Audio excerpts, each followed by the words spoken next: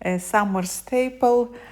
There are many ways of cooking it, and here is mine.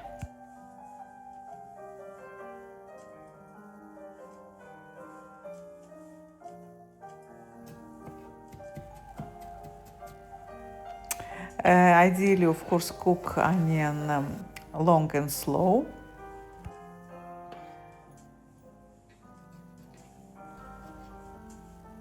Lots of garlic. I don't chop it too finely. I like to see the pieces of it.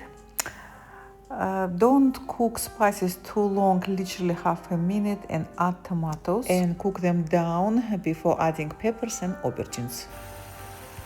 Ginger and turmeric is not something my mom would use in this recipe, but why not? They do add to the taste a subtle heat, of course, and color and goodness, and some black pepper last but not least.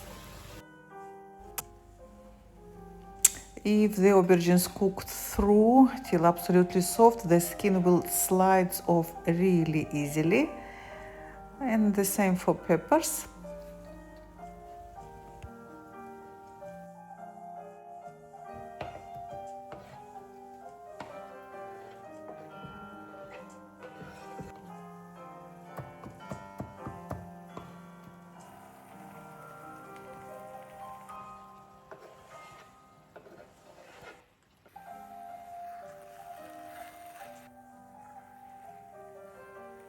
So at this point, no lid, of course. I would do kind of medium heat or low heat, depending how much time you have.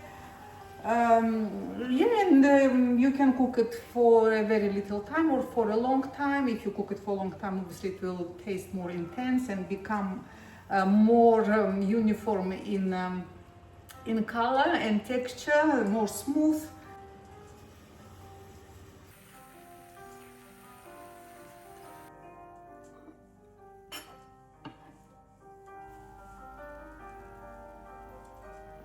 And some extra olive oil on top.